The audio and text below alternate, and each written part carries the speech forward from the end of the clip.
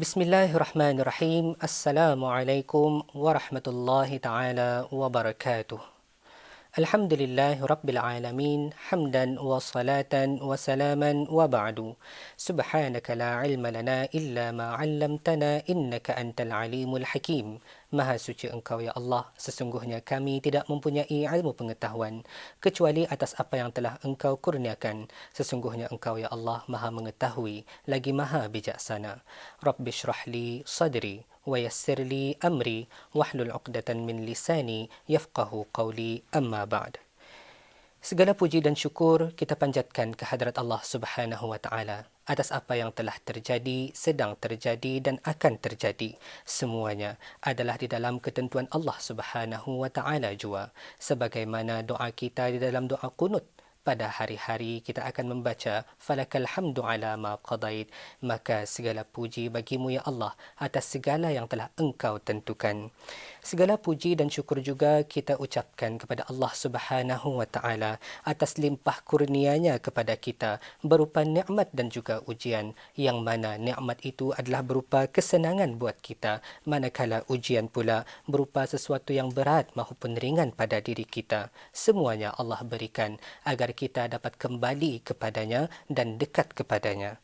Selawat dan salam atas junjungan besar kita Nabi Muhammad sallallahu alaihi wasallam, yang dengannya dan melaluinya kita dapat memahami agama Islam, dan dengannya jua kita dapat memahami hala tuju kehidupan dan matlamat hidup kita akan kembali kepada Allah Subhanahu wa taala jua pada akhirnya.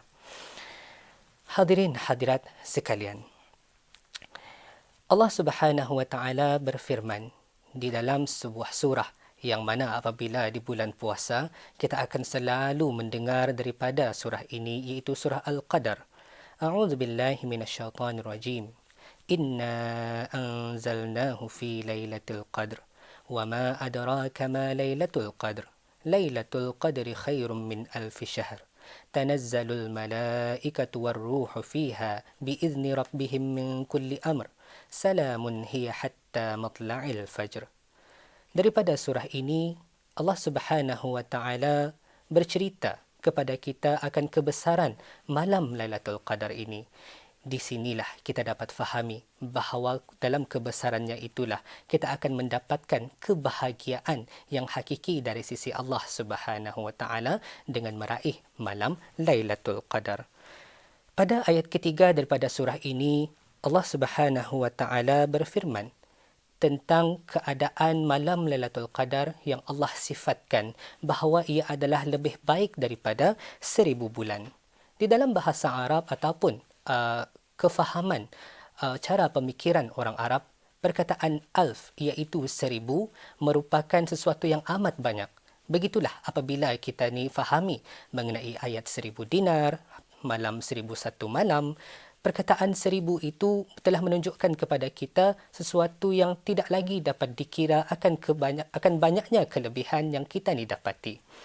Hadirin hadirat sekalian, dalam perkara 1000 dinar ini ataupun 1000 malam ini terdapat perbezaan pendapat akan bila terjadinya malam Lailatul Qadar. Tapi apa yang penting bagi kita sebagai orang beriman kepada Allah Subhanahu wa taala ialah apabila kita ni mengikut apa yang dikatakan ataupun disabdakan oleh baginda junjungan sallallahu alaihi wasallam dalam sebuah hadisnya yang berbunyi, carilah ia, iaitu carilah Lailatul Qadar ini pada 10 malam terakhir di bulan Ramadan. Ia merupakan hadis yang muttafaqun alaih. Jadi apakah pengajaran daripada hadis yang telah disampaikan oleh Nabi sallallahu alaihi wasallam itu?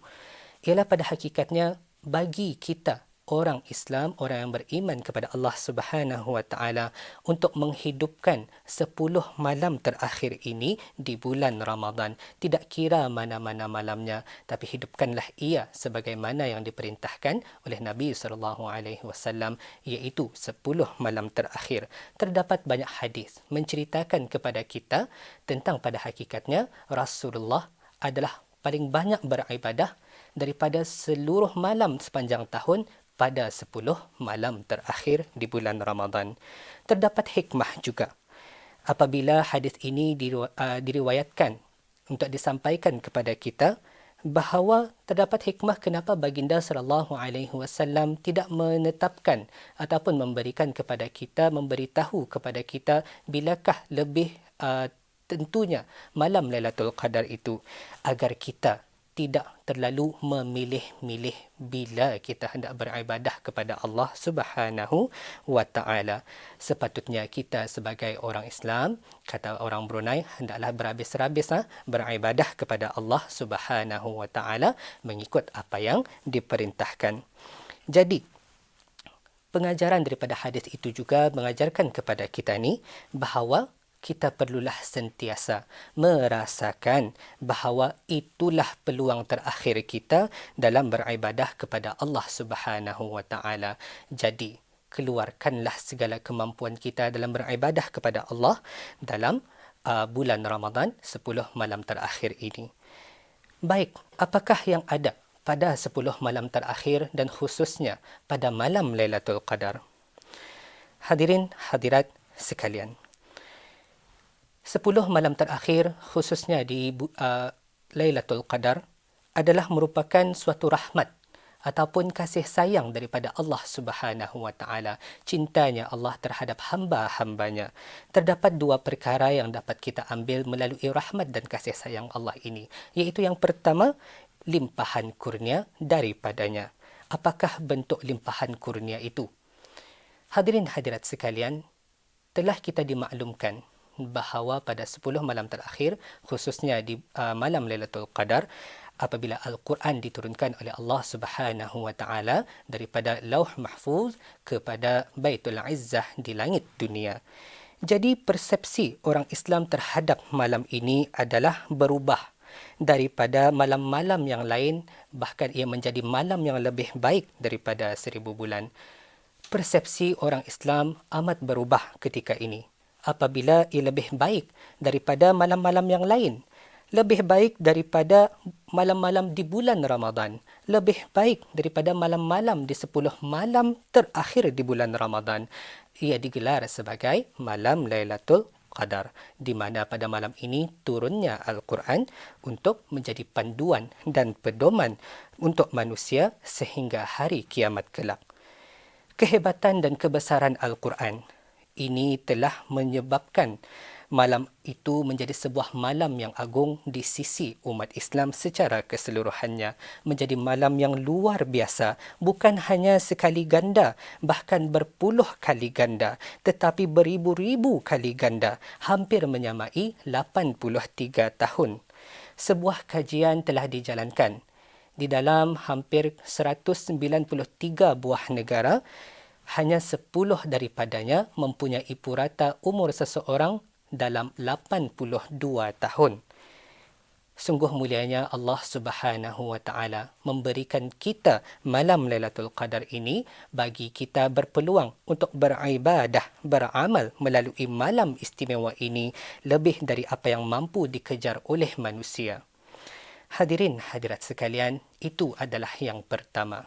Kemudian yang keduanya ialah berbentuk keampunan daripadanya. Hadirin hadirat sekalian, Nabi SAW telah mengajarkan kepada kita sebuah doa untuk kita bermohon kepada Allah Subhanahu wa taala pada 10 malam terakhir. Apa doanya? Allahumma innaka afuwun tuhibbul afwa fa'fu anna. Apa maksudnya? Ya Allah, ya Tuhan kami, sesungguhnya Engkau, ya Allah, Maha Pengampun, menyukai keampunan, maka ampunkanlah kami. Kenapa? Kenapa kita ni perlu memohon ampun kepada Allah Subhanahu wa taala di 10 malam terakhir, terutama di malam Lailatul Qadar ini? Antara pengajaran daripada doa ini ialah apabila kita memohon ampun kepada Allah Subhanahu wa taala, secara tidak langsung kita ni akan sedar diri, ataupun pada masa yang sama dapat dikatakan kita bermuhasabah diri. Pada masa yang sama juga kita berta'ammul, iaitu berfikir dan juga menggunakan akal fikiran kita, yang merupakan suatu kurnia daripada Allah Subhanahu wa taala untuk manusia secara khasnya. Dari berfikir ini barulah Allah Subhanahu wa taala akan melimpahkan segala bentuk rezeki kepada kita. Hasan Al-Basri telah menceritakan bahawa terdapat orang yang meminta nasihat kepadanya, mengeluh kepadanya tentang sempitnya rezeki yang dihadapinya. Maka daripada sana, Hasan Al-Basri telah menasihatkan kepada orang tersebut untuk beristighfar, asal saja diaga oleh orang lain mengeluh dan meminta pertolongan dan meminta nasihat. Hasan Al-Basri mengatakan istighfarlah, memohon ampunlah kepada Allah.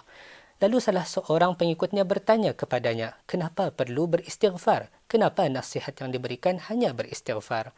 Lalu Hasan Al-Basri menceritakan bahawa itu bukanlah arahan daripadanya, tetapi itu adalah arahan daripada Allah Subhanahu wa taala, khususnya di dalam surah Hud ayat 10 sehingga 12, apabila Allah berfirman, faqultu astaghfiru rabbakum innahu kana ghaffara, maka berkatalah, mohon ampunlah kamu kepada Tuhan kamu, sesungguhnya Dia Maha Pengampun.